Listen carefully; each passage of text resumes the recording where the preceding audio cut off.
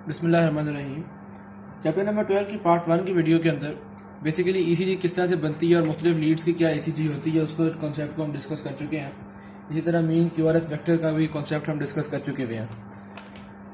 अच्छा, एक चीज़ देखिएगा, बजाय इसके कि अच्छा अब हम जब पढ़ने लगे हैं एबनॉर्मेलिटीज़, तो एबनॉर्मेलिटीज़ के अंदर क्या होगा, किसी भी साइड पे एक्सेस आपका बढ़ जाता है। एक्सेस बेसिकली क्या होता है, हमने जो क्यूआरएस मीन वेक्टर पढ़ा था, या यहाँ पे अगर मैं आपको इस डायग्राम में दिखाऊँ, ये वेक्टर कार्डियोग्राम है। इस वेक्टर कार्डियोग्राम में बेसिकली ये हमने देखा कि इस जो फिगर है, इस एलिप्टिकल फिगर की जो डायरेक्शन बन रही है वो यूं बन रही है। यहाँ पे हमने मीन क्यूआरएस वेक्टर भी अपना कह दिया था। तो ये आपकी एक ओवरऑल डायरेक्शन बन रही होती है। अगर इस साइड के अब ये देखें ना, 5 मुख्तलिफ कंडीशंस में हार्ट बीट के साथ साथ हमने वेक्टर्स को ड्रॉ किया है। अगर इस साइड के वेक्टर्स बढ़ना शुरू हो जाएंगे, कोई लंबा वेक्टर आ जाता है इस साइड पे, मैं इस साइड पे एक लंबा वेक्टर बनाऊं और इसको थोड़ा छोटा करूं, तो फिर जब हम पॉजिटिव एंड्स को मिलाने लगेंगे तो शेप थोड़ी फ़र्क हो जाएगी। ठीक है, शेप का एक्सरसाइज इस तरफ को हो जाएगा। या अगर मैं इस तरफ को एक वेक्टर बढ़ा दूं, तो जब हम उसके पॉजिटिव एंड्स को मिला के एक इलिप्टिकल फिगर बनाएंगे तो शेप थोड़ी इधर को चली जाएगी। तो गर्ज कहने का मतलब ये है कि हार्ट बीट के अंदर किसी भी वक्त में अगर एक तरफ वेक्टर बहुत बड़े बन रहे हैं या नॉर्मल हार्ट बीट से ज़्यादा बन रहे हैं, तो उससे आपका जो एवरेज क्यूआरएस वेक्टर है वो एवरेज चेंज हो जाती है। मेरे कहने का क्या मतलब है, अगर वेक्टर आपका एक यू बनता था, फिर यू बनता था, फिर यूं और फिर यूं, और ये हार्ट बीट आपकी खत्म हो जाया करती थी। अब किसी एबनॉर्मेलिटी की वजह से एक वेक्टर ये बन रहा है, एक ये बन रहा है, एक ये बन रहा है, यहाँ पे भी एक और बड़ा बन गया, ये 2 बड़े बन गए। ठीक है, तो अब आप देख रहे हैं कि आपकी जो शेप है वो थोड़ी फर्क हो गई है। तो हम ये कह सकते हैं कि ये जो मीन क्यूआरएस वेक्टर है, इनकी जो एवरेज है वो बदल गई है। तो एबनॉर्मेलिटी तो सिर्फ इसकी वजह से आ रही है, लेकिन हम डिस्कस जो करेंगे वो मीन को डिस्कस करेंगे। मीन क्यूआरएस वेक्टर में क्या चेंजेस आ रही हैं इसको डिस्कस करेंगे हम एबनॉर्मेलिटीज के अंदर। तो अब एक एक इंस्टेंट के वेक्टर्स को छोड़ के हम मीन को डिस्कस करेंगे। पहली चीज एबनॉर्मेलिटीज को पढ़ाने के लिए ये बताना जरूरी थी।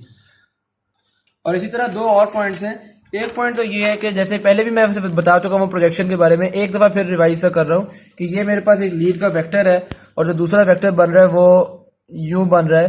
तो इसका आपके पास प्रोजेक्शन जो है वो काफ़ी बड़ी बनेगी। ठीक, लेकिन अगर वो उसकी डायरेक्शन ये हो जाए तो प्रोजेक्शन छोटी बनेगी। तो हमने ये देखा कि जितना क्लोजर होगा उतनी प्रोजेक्शन बड़ी होगी। अगर वो इस साइड पे हो तो भी प्रोजेक्शन बड़ी होगी, क्योंकि ये क्लोजर है। ये अलग बात है कि ऑपोजिट डायरेक्शन होने की वजह से वो नेगेटिव प्रोजेक्शन होगी। तो बात ध्यान में रखिएगा, जितना क्लोजर होगा प्रोजेक्शन उतनी बड़ी बनेगी। हाँ, डायरेक्शन के हिसाब से हम पॉजिटिव या नेगेटिव कर सकते हैं उसको। तो ये दूसरी बात हो गई। और तीसरी बात ये थी कि देखिए, हमने जो क्यूआरएस कॉम्प्लेक्स पढ़ा या पी वेव या टी वेव, ये सारे मसलन क्यूआरएस कॉम्प्लेक्स है वो डीपोलराइजेशन के लिए था। तो आपके एक्स एक्सिस पे टाइम था। अगर डीपोलराइजेशन ज़्यादा टाइम ले लेती है तो आपका जो क्यूआरएस है, जो पहले मिसाल के तौर पे इस तरह का था, या ये क्यू, ये आर और ये एस इस तरह का था, तो जब आपके पास डीपोलराइजेशन होगी तो ये मतलब डीपोलराइजेशन ज़्यादा टाइम लेगी, तो हो सकता है कि ये क्यूआरएस यूं हो जाए। ज़्यादा टाइम लग रहा है ना, ये डीपोलराइजेशन टाइम ले ही जा रही है, तो ज़्यादा टाइम लगेगा तो क्यूआरएस की वेट्स बढ़ जाएगी। तो ये कुछ 2-3 पॉइंट्स थे। अब हम डिस्कस करना चलते हैं आगे। ये तो मैंने बेसिक कॉन्सेप्ट बताए। अब बात बेसिकली क्या है, हमने देखा कि जो नॉर्मल आपके पास यहाँ पे हमने पढ़ा था कि normal mean electrical axis of the ventricles जो था वो 59 डिग्रीज पॉजिटिव था। ये आपके पास नॉर्मल बन रहा था यूं 59 डिग्रीज पॉजिटिव। ये आपके पास क्यूआरएस मीन वेक्टर था। कुछ कंडीशन में क्यूआरएस मीन वेक्टर या लेफ्ट साइड पे या राइट साइड पे डेविएट कर जाता है। अब वो कौन कौन सी कंडीशन है हम पढ़ने लगे हैं। पहली कंडीशन, हार्ट अपनी डायरेक्शन ही बदल लेता है। हार्ट का डायरेक्शन बदलने से क्या होगा, बेसिकली ये देखें, ये इंसान का हार्ट है मिसाल के तौर पे, अंदर उसके वेक्टर बन रहा है from the base to the apex, ये उसका वेक्टर बन रहा है। ठीक है, तो हमने ये चेक किया, इसका ये आपके पास 59 डिग्रीज बन रहा है मिसाल के तौर पे। अब अगर वो इंसान का हार्ट ही कुछ इस तरह हो गया है, हार्ट ने अपनी डायरेक्शन ही बदल ली, तो वेक्टर तो नॉर्मल हो, वो बेस से एपेक्स की तरफ ही जा रहा हो, हार्ट की फंक्शनिंग नॉर्मल हो, लेकिन जब हम एक्सेस में चेक करेंगे तो ये जो इसका एंगल है ये तो बहुत बड़ा हो गया। ठीक है, या अगर हार्ट इस तरफ को चला जाए तो भी एंगल फर्क हो जाएगा। तो हार्ट के मूव कर जाने से आपके एक्सेस भी मूव कर जाते हैं। हार्ट किन वजूहात, हार्ट राइट साइड पे भी मूव कर सकता है, लेफ्ट साइड पे भी मूव कर सकता है। किन वजूहात से हार्ट मूव करता है उनको पढ़ने लगे हैं। पहली चीज तो ये कि हार्ट लेफ्ट साइड पे मूव करता है डीप एक्सपायरेशन के एंड पे। उसके बाद यही बात है जब प्रेशर पड़ रहा हो या मतलब डीप एक्सपायरेशन के एंड पे, या जब इंसान लेटता है, या क्वाइट फ्रीक्वेंट इन ओबीज पीपल।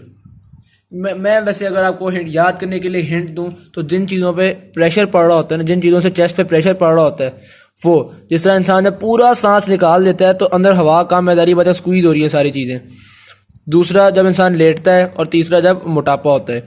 और उसको अपोजिट राइट साइड पे हार्ट कब शिफ्ट होता है, जब इंस्पायरेशन का एंड हो, यानी हवा पूरी अंदर कर ली है।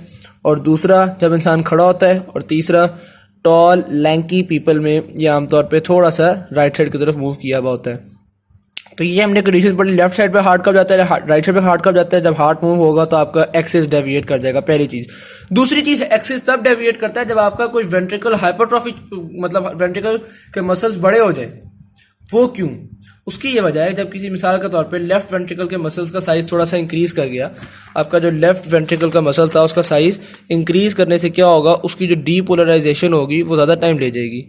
मैंने ये मिसाल दी है कि इतना साइज आपका लेफ्ट वेंट्रिकल इंक्रीज कर गया, ये सारे मसल है ना, ये लेफ्ट वेंट्रिकल का मसल इतना बड़ा हो गया। अब क्या होगा, जब डीपोलराइजेशन फैलना शुरू होगी तो राइट वेंट्रिकल का तो मसल ही छोटा सा है, इसमें तो फ़ौरन फैल गई, लेकिन लेफ्ट वेंट्रिकल में तो फैलते फैलते उसको टाइम लग गया ना।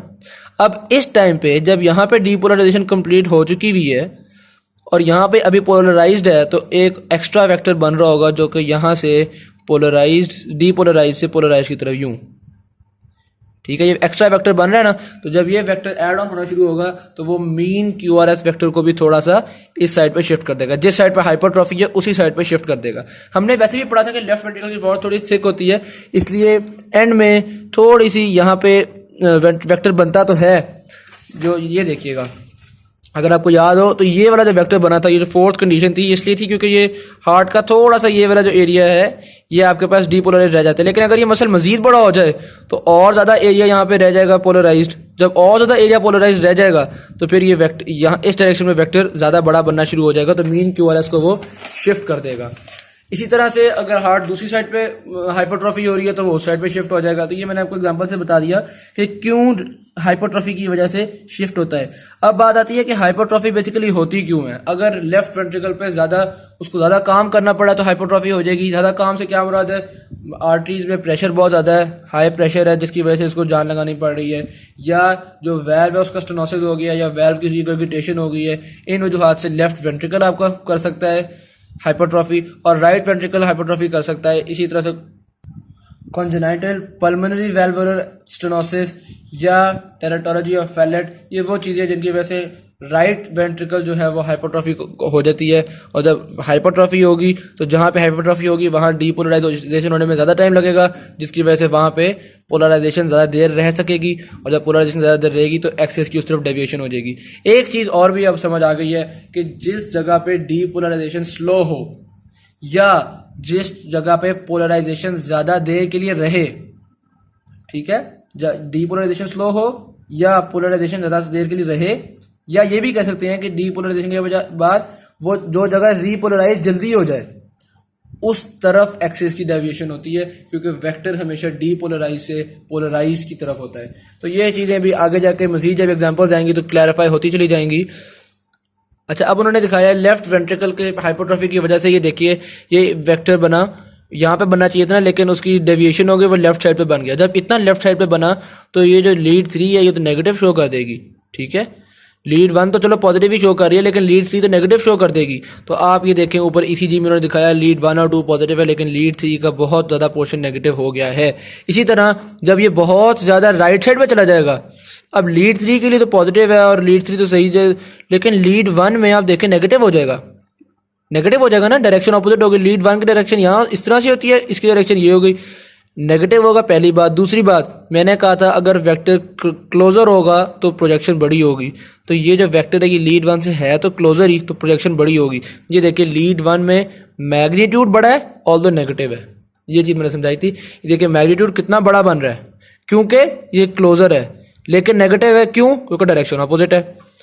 इसी तरह से लीड 3 के लिए तो पॉजिटिव ही है, क्योंकि लीड 3 से इसकी प्रोजेक्शन पॉजिटिव साइड पे आ रही है तो पॉजिटिव बन रहा है, और लीड 2 यहाँ पे जा रही होगी उसके लिए भी पॉजिटिव है तो पॉजिटिव बन रहा है, ऑल्दो क्लोजर नहीं है, जिस वजह से कम मैग्नीट्यूड है। इसमें सबसे ज़्यादा मैग्नीट्यूड सबसे करीब ये लीड 1 के है। तो ये चीज़ तो हमने क्लियर हो गई। अच्छा, इसके बाद आता है बंडल ब्रांच ब्लॉक। मैंने आपको कहा था अगर डीपोलराइजेशन कहीं पे लेट हो रही है तो वहां पे एक्सेस की डेविएशन हो जाएगी। अगर कंडक्टिंग सिस्टम में कहीं ब्लॉकेज आ जाती है या जो परकिंजी फाइबर होते हैं वहां ब्लॉकेज आ जाती है, बंडल ब्रांच ब्लॉक हो जाता है, तो वहां पे डीपोलराइजेशन लेट होगी, जाहिर सी बात है, क्योंकि ट्रेवलिंग स्लो हो जाएगी तो डीपोलराइजेशन लेट होगी। जब डीपोलराइजेशन लेट होगी तो एक्सेस की उस साइड पे डेविएशन हो जाएगी। बिल्कुल सिमिलर सा कॉन्सेप्ट है ये भी हाइपरट्रॉफी की तरह का, कि जिस साइड पे हाइपरट्रॉफी होती है वहां पे स्पीड तो सही है लेकिन जगह इतनी ज्यादा है कि डीपोलराइजेशन करने में टाइम ज्यादा लग रहा है। यहाँ पे हाइपरट्रॉफी नहीं हुई हुई, जगह तो उतनी है लेकिन बंडल ब्रांच ब्लॉक है, इसलिए डीपोलराइजेशन में टाइम ज्यादा लग रहा है। दोनों में बात एक ही है कि डीपोलराइजेशन में ज्यादा टाइम लग रहा है, इसलिए एक्सेस की उस साइड पर डेविएशन हो रही है। फिर वेक्टोरियल एनालिसिस दोबारा हम डिस्कस करते हैं इसी का भी। मिसाल के तौर पे लेफ्ट वेंट्रिकल में आपके पास बंडल ब्रांच ब्लॉक आ गया तो इसका मतलब है कि लेफ्ट वेंट्रिकल के डीपोलराइजेशन को ज्यादा टाइम लगेगा। जब लेफ्ट वेंट्रिकल के डीपोलराइजेशन को ज्यादा टाइम लगेगा तो एक्सेस की डेविएशन लेफ्ट साइड पे हो जाएगी। ये उन्होंने दिखाया हुआ कितना लेफ्ट साइड यहाँ पे एक्सेस बनना शुरू हो जाएगा। अब ये वाला देखें, ये लीड 3 के ज्यादा क्लोजर है तो प्रोजेक्शन बड़ी होगी लेकिन है नेगेटिव। तो ये देखिए लीड 3 में बड़ा बन रहा है लेकिन नेगेटिव, और लीड 1 से थोड़ा दूर है लेकिन है पॉजिटिव, तो ये लीड 1 पॉजिटिव बन रहा है। लीड 2 ने ड्रॉ नहीं की हुई, उसमें पॉजिटिव नेगेटिव दोनों है। अच्छा, एक और चीज देखें, यहाँ पे डबल पीक्स बन रही हैं। इसको वो आगे जाके भी ये फिगर 12.14 को बार बार रेफर करेंगे। ये जो डबल पीक्स है ये बड़ी इंपॉर्टेंट चीज है। ये बेसिकली ब्लॉक्स की वजह से है। मिसाल के तौर पे एक जगह पे पहले डीपोलराइजेशन फैली, फिर वहां पे रुकी तो आपका वेक्टर की डायरेक्शन चेंज होने लगी, लेकिन जब ब्लॉक खुला या दोबारा वहां पे सिग्नल्स गए तो ऐसी किसी बिज़ार कंडीशंस की वजह से, ऐसी कॉम्प्लेक्स कंडीशंस की वजह से इस तरह की डबल पीक्स बन जाती हैं। फिर इसी तरह से अगर राइट साइड पे बंडल ब्लॉक आ जाएगा, यानी कि राइट वेंट्रिकल के बंडल में ब्लॉकेज आ गई है तो राइट वेंट्रिकल की डीपोलराइजेशन ज़्यादा टाइम ले लेगी, तो ये जो वेक्टर है ये थोड़ा सा राइट साइड पे चला गया, इसकी भी उन्होंने। अच्छा, ये देखें, ये जो 1 है ना इससे बहुत दूर चला गया। ये जो वेक्टर है ये लीड 1 से कितना दूर, लीड 1 के साथ ऑलमोस्ट परपेंडिकुलर ही हो गया, इसलिए मैं देखा लीड 1 पे बहुत थोड़ी सी ईसीजी वोल्टेज आ रही है। और लीड 2 और 3 के तो एंड बीच में है, तो लीड 2 और 3 के क्लोज है, तो लीड 2 और 3 की बहुत बड़ी ईसीजी आ रही है। तो बेसिकली ये जो एबनॉर्मेलिटीज हैं ये हमारे ईसीजी के कॉन्सेप्ट को भी ज्यादा स्ट्रेंथन करते हैं। आगे हम पढ़ते हैं conditions that cause abnormal voltage of the QRS complex. अच्छा, क्यूआरएस कॉम्प्लेक्स की वोल्टेज क्या होती है इसको ज़हन में जरूर रखिएगा। हाईएस्ट पॉइंट और लोएस्ट पॉइंट का जो डिफरेंस है ना वो क्यूआरएस कॉम्प्लेक्स की वोल्टेज होती है। ठीक हो गया। तो यहाँ पे अगर हम देखें तो ये लीड 1 में देखें, ये लोएस्ट पॉइंट और ये हाईएस्ट पॉइंट, तो इसका जो डिफरेंस होगा ना इसको हम कहेंगे क्यूआरएस कॉम्प्लेक्स की वोल्टेज है। तो आप अगर नोटिस करें तो हाइपरट्रॉफी में क्यूआरएस कॉम्प्लेक्स की वोल्टेज नॉर्मल से ज़्यादा हो जाती है। ठीक है, यही चीज़ यहाँ पे उन्होंने डिस्कस की हुई है कि जब भी हाइपरट्रॉफी होगी तो हाइपर लिखा हुआ है the high voltage QRS complexes most often is increased muscle mass of heart. Sorry, the cause of high voltage QRS complexes most often is increased muscle mass of heart, which ordinarily results from hypertrophy of the muscle. जब hypertrophy of the muscle होगी तो QRS की voltage ज़्यादा high होगी। हमने ये concept यहाँ पे पीछे डिस्कस कर लिया। अच्छा, अब हाई QRS वोल्टेज भी देखें, एक बहुत इंटरेस्टिंग सा कॉन्सेप्ट है। हमने देखा था लीड 1, लीड 2 और लीड 3 के QRS मुख्तलिफ थे। ठीक है, तो जाहिर बात है लीड 1, 2, 3 के जो क्यूआरएस की वोल्टेजेस है वो भी डिफरेंट आ रही होंगी। एक लीड की जो क्यूआरएस की वोल्टेज है वो वेरी कर रही होती है 0.5 से 2 मिलीवोल्ट्स के बीच में, यानी 2 मिलीवोल्ट से कम हो रही होती है आमतौर पे और 0.5 से ज़्यादा होती है। लीड 3 की आमतौर पे लोएस्ट वोल्टेज होती है और लीड 2 की आमतौर पे हाईएस्ट वोल्टेज होती है। इसकी क्या रीज़न है, ये चैप्टर के पीछे हमने जो पढ़ा था उसी में हम देखेंगे तो हमारा ये कंसेप्ट क्लियर होगा।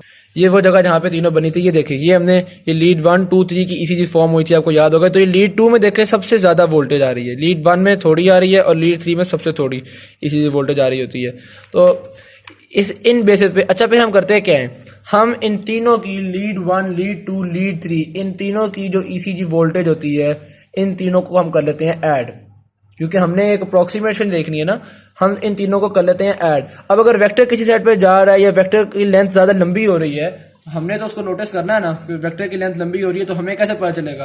हो सकता है कि वो एक लीड की ईसीजी बढ़ रही हो, दूसरी लीड की ईसीजी कम हो रही हो, तो हम तीनों ईसीजीज की वोल्टेज को ऐड कर लेते हैं और हम देखते हैं कि अगर तीनों की ऐड करके 4 मिली वोल्ट से ऊपर चला गया सम, तो फिर हम कहते हैं कि जनाब क्यूआरएस कॉम्प्लेक्स की जो वोल्टेज है वो हाई हो गई है।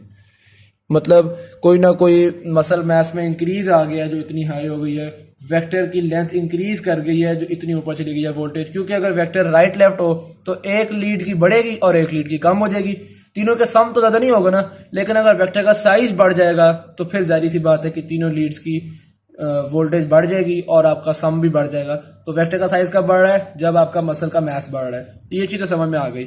इसी तरह से वेरी सिमिलरली जब मसल का मैस किसी भी वजह से कम हो जाए, मायोकार्डियल इन्फेक्शन की वजह से या किसी वजह से मसल का मैस कम हो जाए, तो QRS कॉम्प्लेक्स की जो वोल्टेज है वो कम हो जाती है। मसल का मैस ज़्यादा हो रहा है तो वोल्टेज ज़्यादा हो रही है, मसल का मैस कम हो रहा है तो वोल्टेज कम हो रही है।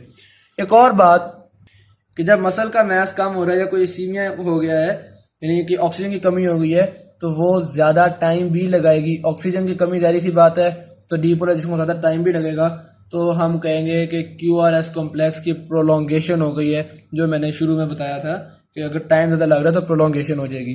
फिर डिक्रीज्ड वोल्टेज की एक वजह मसल मैस का कम होना, ठीक है। पहली वजह क्या थी? मसल वोल्टेज इंक्रीज होने की वजह थी मसल मैस का बढ़ना। डिक्रीज होने की वजह 3 है। पहली, मसल मैस का कम होना। दूसरी क्या है? Pericardial fluid of the in the pericardium. जो फ्लूइड होता है असल में ये इलेक्ट्रिकल करंट्स को कंडक्ट कर देता है। जब इलेक्ट्रिकल करंट्स को कंडक्ट कर देता है तो वो एक शॉर्ट सर्किट सा फॉर्म हो जाता है, या पोटेंशियल डिफरेंसेस इतने नहीं रह पाते कि हमारी ECG ज़्यादा वोल्टेज मैयर हो, क्योंकि वो करंट को कंडक्ट कर बैठा होता है। और जो तीसरी वजह है ECG वोल्टेज कम होने की, वो पल्मोनरी एम्फेसीमा है। एम्फेसीमा में बेसिकली लंग्स के अंदर ज़्यादा एयर स्टोर हो रही होती है। ज़्यादा एयर स्टोर होने की वजह से लंग्स कुछ हद तक इंसुलेटेड हो जाते हैं। दूसरा, लंग्स का साइज थोड़ा ज़्यादा हो जाता है, जिसकी वजह से लंग्स हार्ट को सराउंड कर लेते हैं। जब हार्ट को सराउंड कर लिया और इंसुलेटर है वो, तो फिर करंट सही से जा नहीं पाते। जब करंट सही से स्किन में जाएंगे ही नहीं तो हमारे इलेक्ट्रोड्स कम ECG वोल्टेज कम मेजर करेंगे। अच्छा, ये सारी चीज़ें जिनके अंदर जो QRS है हमारा वो नॉर्मल नहीं रह पा रहा, तो हम कहते हैं कि QRS के बिजारे पैटर्न्स हैं। तो प्रोलॉन्ग एंड बिजारे पैटर्न तो QRS कॉम्प्लेक्स को डिस्कस करेंगे। प्रोलॉन्ग QRS तो मैंने आपको बता दिया था तब होता है जब डीपोलराइजेशन ज़्यादा टाइम लेती है। ज़्यादा टाइम क्यों ले सकती है?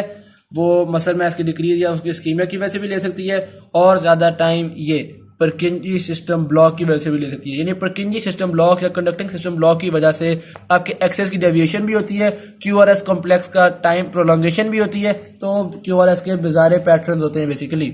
अब वो बता रहे हैं कि जो QRS का नॉर्मल टाइम है वो 0.06 सेकंड से 0.08 सेकंड है। अगर ये टाइम 0.09 सेकंड से बढ़ जाए तो हम कहते हैं कि QRS प्रोलॉन्गेशन हो गई है। और अगर 0.09 सेकंड से इतना बढ़ जाए कि 0.12 सेकंड से भी ऊपर चला जाए तो हम कहते हैं अब ये प्रोलॉन्गेशन भाईजान किसी न किसी ब्लॉकेज की वजह से ही है। ये कोई इसकी मामूली वजह नहीं है, ये कोई पैथोलॉजिकल ब्लॉक या परकिंजी सिस्टम है जिसकी वजह से ये हो रही है। अच्छा, फिर QRS के कॉम्प्लेक्स के जो बिजारे पैटर्न हैं, यानी एबनॉर्मल पैटर्न मुख्तलिफ तरह के, वो क्यों आ सकते हैं? Destruction of the cardiac muscle mass, वो हो जाए तो मसल मैस की जब डिस्ट्रक्शन होती है तो वहाँ पे एक स्कार आ जाता है। अब स्कार अजीब तरह के कंडक्शन करेगा, कभी ज़्यादा करेगा, कभी मतलब उसके कंडक्शन में रोल प्ले करेगा ना, तो QRS का पैटर्न बिजारे हो जाएगा। और इसी तरह से अगर मल्टीपल स्मॉल ब्लॉक्स आ रहे हैं तो कभी किसी ब्लॉक की वजह से QRS किसी तरह चेंज होगा, कभी किसी तरह चेंज होगा। तो परकिंजी सिस्टम में मल्टीपल स्मॉल ब्लॉक्स की वजह से भी QRS के जो पैटर्न्स हैं वो कॉम्प्लेक्स किस्म के हो जाते हैं। अच्छा, करंट ऑफ इंजरी बहुत इंपॉर्टेंट है। इसको शुरू करने से पहले एक दफ़ा हम देखें कि हमने क्या क्या पढ़ लिया। हमने देखा एक्सेस डेविएशन होती है हार्ट के किसी तरफ चेंज होने से, या हाइपरट्रॉफी के होने से, या बंडल के ब्लॉकेज होने से। इनसे एक्सेस डेविएट कर गए। और फिर हमने ये भी देखा कि QRS की जो वोल्टेज है वो भी कम ज़्यादा किस तरह से होती है। ज़्यादा होती है मसल मैस के बढ़ने से, कम होती है मसल मैस के कम होने से, या पेरिकार्डियल फ्लूइड की वजह से, या पल्मोनरी एम्फीसीमा की वजह से।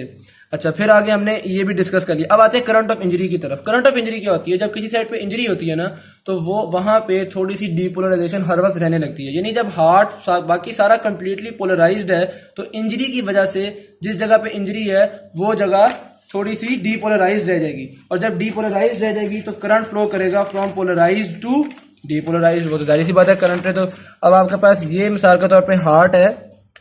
अब हार्ट में इस जगह पे इंजरी है। जब बाकी सारा डीपोलराइज होता है, ये भी डीपोलराइज हुआ है, सारा डीपोलराइज। लेकिन जब बाकी हार्ट पोलराइज हो गया है, ये भी डीपोलराइज्ड है, तो करंट फ्लो करेगा from the polarized area to the depolarized area. इस करंट को हम कहेंगे करंट ऑफ इंजरी। डेफिनेशन में पढ़ रहा हूँ।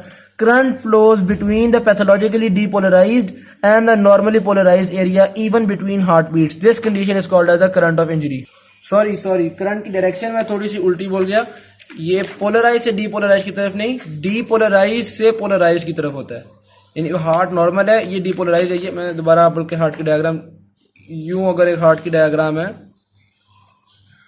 और उसमें यहाँ पे आपके पास इंजरी है, यहाँ पे डीपोलराइजेशन है, तो जिस वक्त सारा हार्ट पोलराइज हो जाएगा, यहाँ पे डीपोलराइजेशन रह जाएगी, तो एक इस तरह का वेक्टर प्रोड्यूस होगा। इस वेक्टर की वजह से क्या होगा, जब आप ईसीजी ड्रॉ करेंगे तो ईसीजी मिसाल के तौर पे आपके पास यूं आ रही है, ये आपके पास पी वेव, ये आपके पास क्यू आर एस कॉम्प्लेक्स और फिर ये आपके पास टी वेव। अब असूलन इसको अगली ईसीजी जो यहाँ पे पी वेव और क्यू आर एस बनेगा और ये यहाँ तक इसको स्ट्रेट लाइन जाना चाहिए था, लेकिन ये जो आपकी इंजरी की वजह से डीपोलराइजेशन हुई है, इसकी वजह से यहाँ पे भी स्ट्रेट लाइन नहीं, कुछ इस तरह से वेव्स आ जाएंगी या किसी एक तरफ वेव्स आ जाएंगी। ठीक, तो ये एबनॉर्मेलिटी क्रिएट हो जाएगी आपके पास इसकी वजह से। तो ये जो करंट फ्लो होगा, ये करंट ऑफ इंजरी है। अब इस तरह की इंजरी किन वजूहात से हो सकती हैं, उनको उन्होंने डिस्कस किया हुआ है। किसी किस्म का मैकेनिकल ट्रॉमा हो तो इस तरह की इंजरी बन जाती है जहाँ पर डीपोलराइजेशन रहे, या कोई इन्फेक्शियस प्रोसेस हो जाए जो मसल मेम्ब्रेन को डैमेज करे तो ऐसा हो सकता है, या कोई एस्कीमिया हो जाए तो एस्कीमिया की वजह से भी ऐसा हो सकता है हार्ट मसल में कि कोई एरिया ऐसा हो जाए जहाँ पे डीपोलराइजेशन रहना शुरू हो जाए। अच्छा, मैकेनिकल ट्रॉमा में क्या होता है, डीपोलराइजेशन रहने का मतलब क्या है कि फुली रीपोलराइज नहीं हो पाती वो जगह, फुली रीपोलराइज नहीं हो पाएगी तो कुछ ना कुछ डीपोलराइजेशन रह जाएगी। फिर effect of current of injury on the QRS complex. अब क्यूआरएस कॉम्प्लेक्स पे इसका क्या असर होगा, वो जिस तरह हमने डिस्कस कर लिया कि क्यूआरएस कॉम्प्लेक्स के खत्म होने के बाद भी कुछ ना कुछ करंट ऑफ इंजरी रह जाएगी, या फिर जब हमने देखा कि किसी भी जगह पे आपके पास इस तरह से डीपोलराइज एरिया है तो जाहिर बात है उस तरफ वेक्टर तो बनेगा, वो वेक्टर जो बनेगा वो क्यूआरएस इफेक्ट को मुख्तलिफ तरीकों से इफेक्ट कर रहा होगा। अब एक कॉम्प्लेक्सिटी हमारे पास क्रिएट हो गई। वो कॉम्प्लेक्सिटी क्या है, मिसाल के तौर पे मैं ये ईसीजी ड्रॉ कर रहा हूँ आपके पास, ये आपके पास आई पी वेव और ये आपके पास क्यू आर एस और फिर यूं आपके पास टी वेव और यहाँ पे आपके पास करंट ऑफ इंजरी आई जा रहा है। अब ये जो करंट ऑफ इंजरी है इसने किसी भी जगह को नॉर्मल तो छोड़ा ही नहीं है।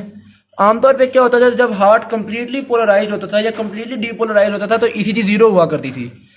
अब जब करंट ऑफ इंजरी है तो ईसीजी जीरो, तो अब हमें समझ नहीं आ रही, हम तो भूल ही गए कि नॉर्मल होती क्या ईसीजी।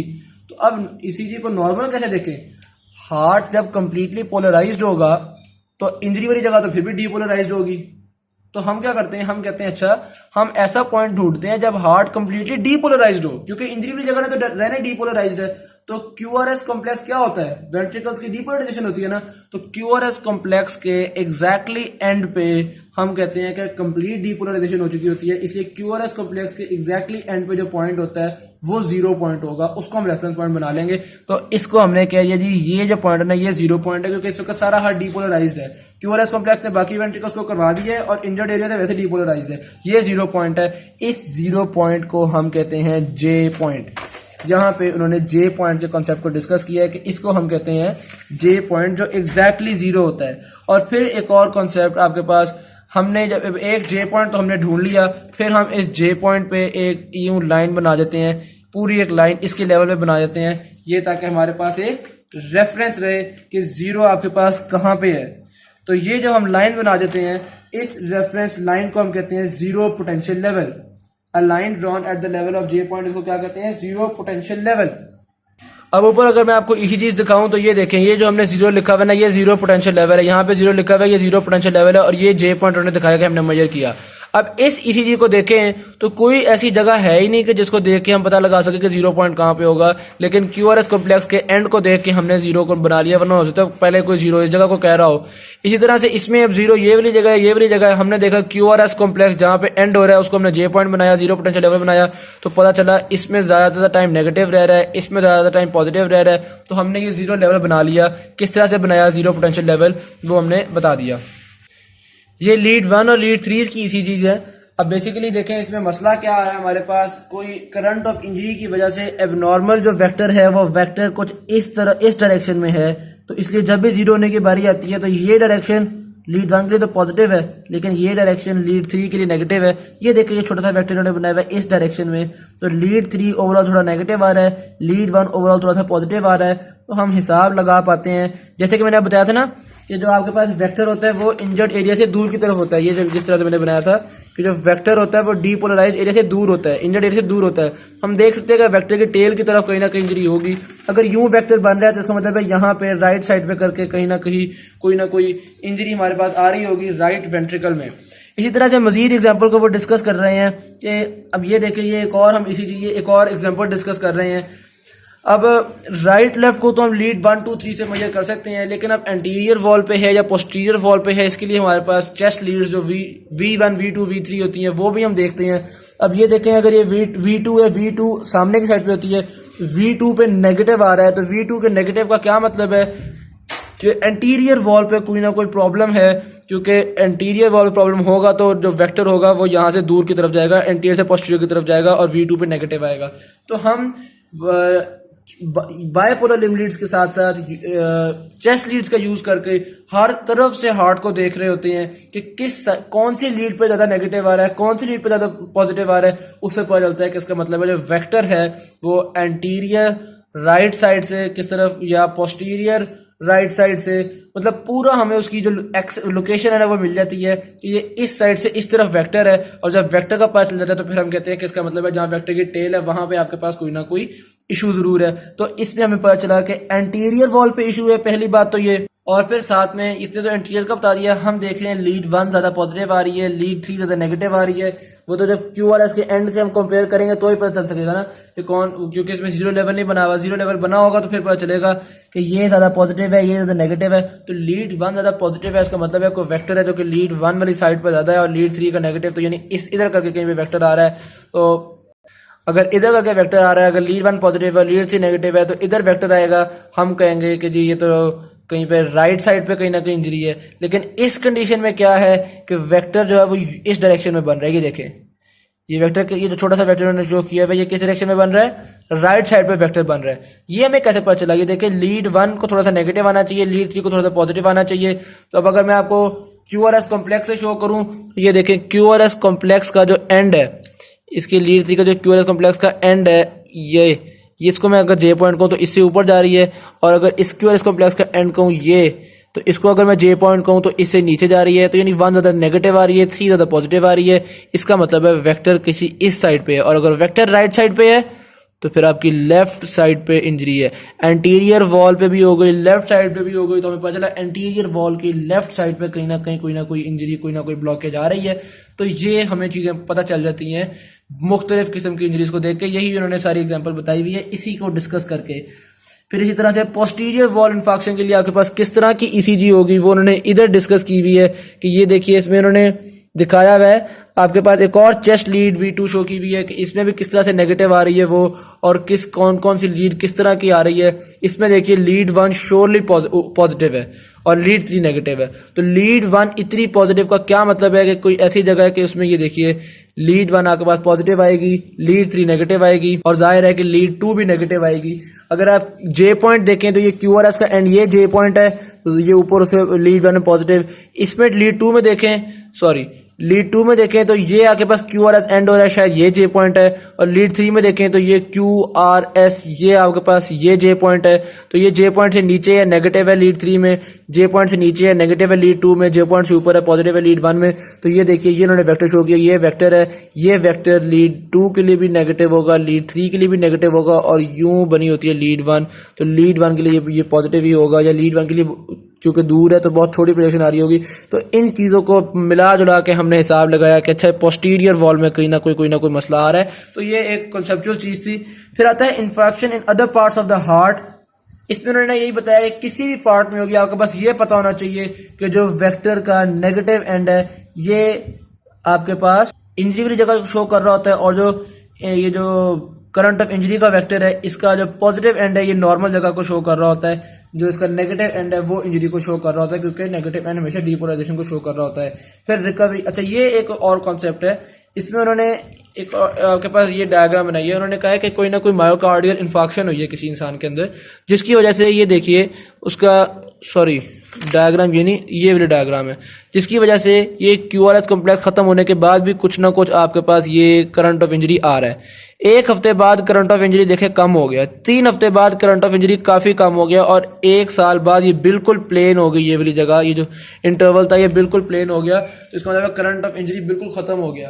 करंट ऑफ इंजरी क्यों ख़त्म हो गया? क्योंकि ये नॉर्मलाइज हो गया हार्ट।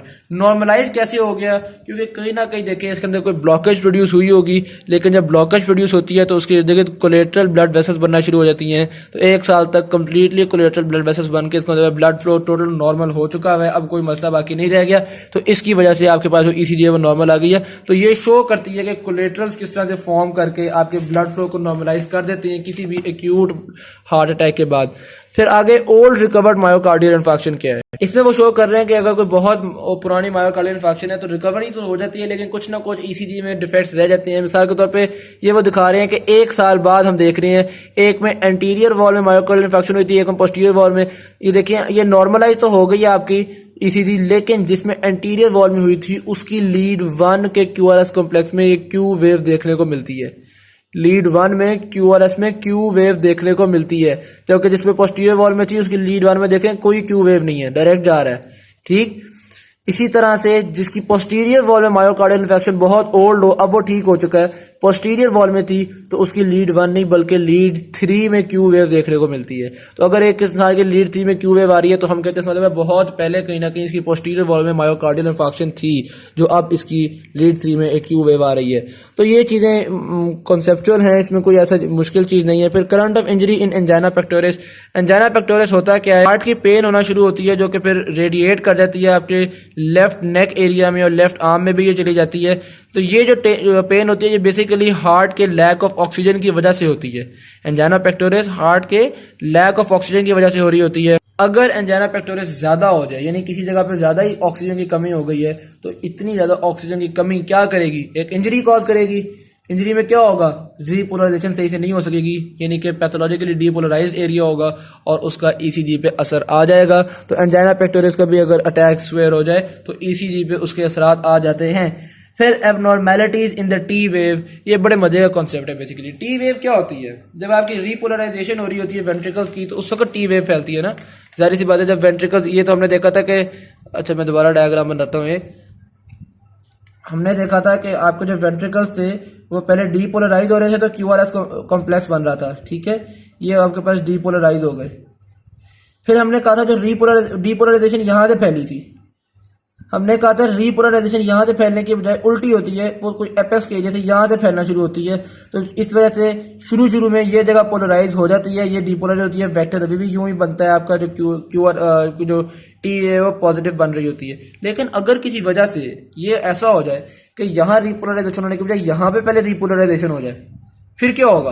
अगर यहाँ पहले रीपोलराइजेशन हो गई है, यहाँ रीपोलर, तो फिर ये एरिया पोलराइज्ड हो जाएगा पहले, बाकी डीपोलराइज्ड है। वेक्टर तो यू बन जाएगा। अगर वेक्टर यू बन गया तो ये तो लीड 1 के हिसाब से बिल्कुल नेगेटिव है, टी वेव तो नेगेटिव आ जाएगी आपके पास, आ सकती है ना टी वेव नेगेटिव। तो यही हमने डिस्कस किया कि एबनॉर्मेलिटीज ऑफ टी वेव के अंदर मुख्तलिफ चीज़ें हो सकती हैं। अभी एक तो मैंने आपको कंडीशन बताई ना कि अगर गलती से यहाँ पे रीपोलराइजेशन पहले हो गई। दूसरी कंडीशन ये मैंने बनाया ना दोबारा, वेंट्रिकल्स डीपोलराइजेशन फैलना शुरू हुई, इधर तेजी से फैल गई, इधर स्लोली फैल रही है। अब अगर इधर स्लो फैल गई तो इससे तो क्यूआरएस कॉम्प्लेक्स इफेक्ट होगा, लेकिन अगर रीपोलराइजेशन होते हुए यहाँ एपेक्स से रीपोलराइजेशन शुरू हुई, ये जल्दी रीपोलराइज हो गया, ये अभी नहीं रीपोलराइज हुआ सही से, ये स्लोली रीपोलराइज हो रहा है। तो अगर रीपोलराइजेशन यहाँ पे स्लो हो गई तो फिर इसका मतलब बाकी एरिया तो पोलराइज हो गया है, यहाँ पे स्लो है, फिर आपके पास वेक्टर बन जाएगा जो कि टी वेव को इफेक्ट कर देगा। तो किसी भी तरह का रीपोलराइजेशन पैटर्न में अगर कोई इशू आएगा तो वो आपके टी वेव को एबनॉर्मल कर देगा। अच्छा, अब अगर किसी जगह पे डीपोलराइजेशन ही कंप्लीट नहीं हुई तो जाहिर बात है फिर भी डीपोलराइजेशन का पैटर्न चेंज होगा। किसी भी सूरत में अगर कहीं भी रीपोलराइजेशन का पैटर्न इस्कीमिया की वजह से चेंज हो रहा है, रीपोलराइजेशन तेज होने की वजह से चेंज हो रहा है, या किसी जगह डीपोलराइजेशन ही सही नहीं होती तो वहाँ रीपोलराइजेशन का पैटर्न चेंज हो रहा है, तो किसी भी तरह की चेंज में टी वेव जो है वो इफेक्ट हो जाएगी आपकी। और ख़ास तौर पर अगर जो टी वेव का वेक्टर बन रहा है वो आपके पास लीड 1 या लीड 3 या किसी भी लीड से ऑपोजिट बन रहा है, तो उस लीड में जो टी वेव है वो नेगेटिव बन जाएगी। तो उससे आपको पता चल जाएगा कि इसका मतलब रीपोलराइजेशन में कोई ना कोई कमी आ रही है। अब देखिए ईसीजी से हार्ट का कितना प्रॉपर हमें एनालिसिस मिल रहा है। क्यूआरएस अगर प्रोलॉन्ग हो गया तो पता चल रहा है डीपोलराइजेशन को ज़्यादा टाइम लग रहा है। अगर टी वेव कुछ ना कुछ हो रही है, कहीं किसी लीड की टी वेव नेगेटिव हो गई है तो हम कहते हैं इसका मतलब है रीपोलराइजेशन में मसला आ रहा है। कहाँ मसला आ रहा है? जिस लीड की टी वेव नेगेटिव हुई है हम कहते हैं इसका मतलब है इस लीड की डायरेक्शन में आपके पास मसला है। तो इतना ज़्यादा हमें ईसीजी से पता चल रहा होता है। हर तरह की लीड्स होती हैं उनसे हम हार्ट को जज कर रहे होते हैं। फिर इसके बाद इफेक्ट ऑफ डिजिटलिस का यूज़। डिजिटलिस बेसिकली एक ड्रग होता है जो कि यूज़ किया जाता है हार्ट के लिए ही। अगर डिजिटलिस की ओवरडोज हो जाए तो उससे आपके पास जो इश्यू आ सकता है वो ये है किसी भी पार्ट की डीपोलराइजेशन प्रोलॉन्ग हो सकती है। अब किसी भी पार्ट की डीपोलराइजेशन प्रोलॉन्ग होने का क्या मतलब है कि रीपोलराइजेशन लेट हो गई। एक पार्ट पर रीपोलराइजेशन लेट हुई यानी रीपोलराइजेशन का पैटर्न चेंज हो गया। डीपोलराइजेशन तो सही स्पीड से हुई थी, ठीक है, क्यूआरएस कॉम्प्लेक्स तो बता दिया, लेकिन अब वो लंबी है। अब रीपोलराइजेशन शुरू होगी लेकिन वो जगह कहती नहीं जी मैं तो भी डीपोलराइज्ड ही हूँ, तो डीपोलराइजेशन प्रोलॉन्ग हो गई। क्यूआरएस को तो नहीं पता, उसने तो सही डीपोलराइज करा दिया था, लेकिन डीपोलराइजेशन की प्रोलॉन्ग होने से रीपोलराइजेशन इफेक्ट हो गई। रीपोलराइज सही नहीं हो सकी वो जगह, तो उससे टी वेव में इफेक्ट आएगा। तो therefore changes in the T wave during the digitalis administration are often the earliest sign of digitalis toxicity. यानी डिजिटलिस टॉक्सिसिटी हो गई है, ये सबसे पहले हमें ईसीजी में टी वेव के बिगड़ जाने से पता चलता है कि इसका मतलब है कोई ना कोई डिजिटलिस का मसला हार्ट के अंदर आना शुरू हो गया, कहीं पे रीपोलराइजेशन में इशू आ रहा है या डीपोलराइजेशन प्रोलॉन्ग हो रही है डिजिटलिस की वजह से। तो ये ईसीजी किस तरह से सारी चीज़ें बता रही होती है, हार्ट के मुख्तलिफ फैक्टर बता रही होती है। आई होप सो कि ये क्लियर हो गई हैं। कोई चीज़ अभी भी अगर अनक्लियर रह गई है तो प्लीज़ मुझे बता दीजिएगा।